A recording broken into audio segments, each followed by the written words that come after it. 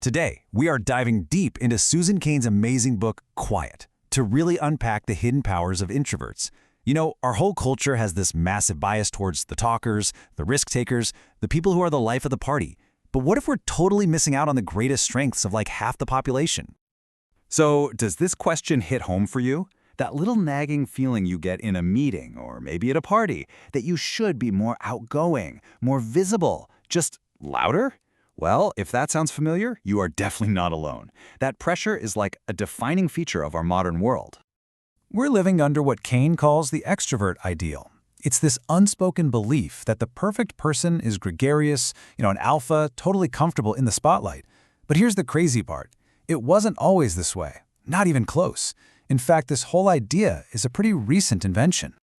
Okay, so let's get into this. How did we get here? How did our society pivot so dramatically from valuing what's on the inside to what's on the outside?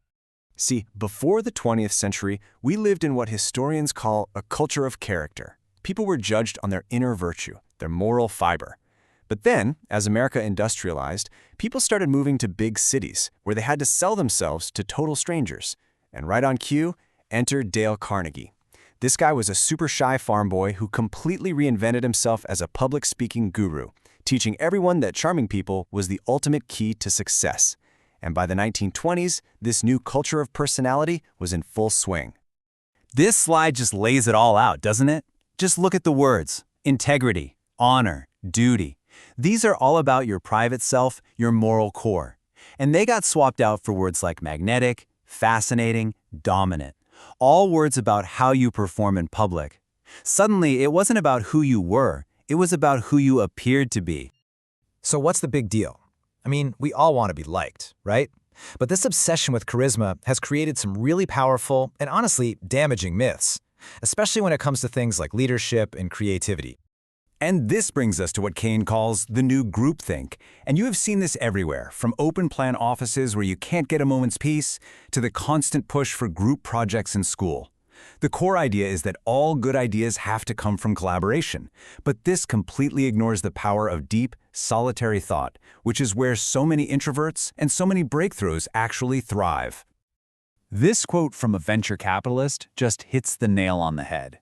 We've become so conditioned to value performance that we often mistake the most confident talkers for the most competent thinkers. And, as he points out, we end up risking promoting people who have great presentation skills instead of the ones who actually have great ideas.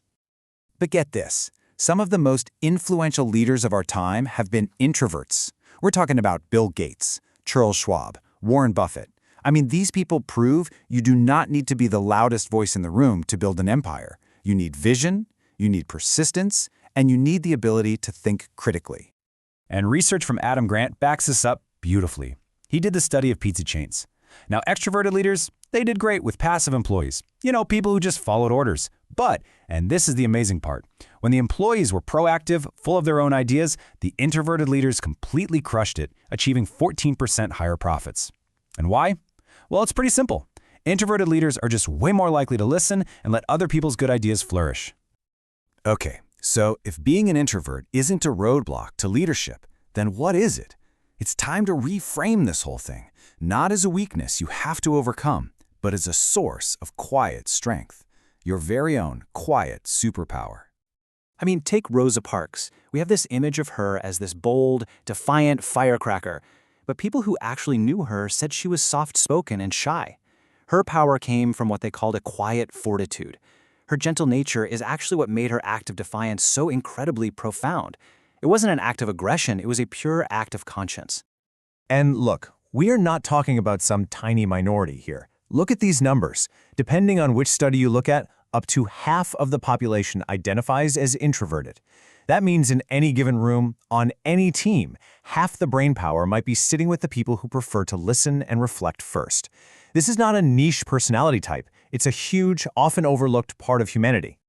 So where does this trait even come from? Well, some groundbreaking research by Dr. Jerome Kagan points to a biological root. He found that babies he called high reactive, the ones whose nervous systems go haywire in response to new things like a popping balloon, are way more likely to grow up to be cautious, sensitive introverts. It's not a choice, it's literally wired into their biology. And this high reactivity is often part of an even broader trait, high sensitivity. These are the people who process information really deeply. They feel emotions strongly, and they often have a powerful conscience. And the link is just undeniable. A whopping 70% of highly sensitive people are also introverts. So, the million-dollar question is, how can you actually harness these quiet superpowers in a world that never stops talking?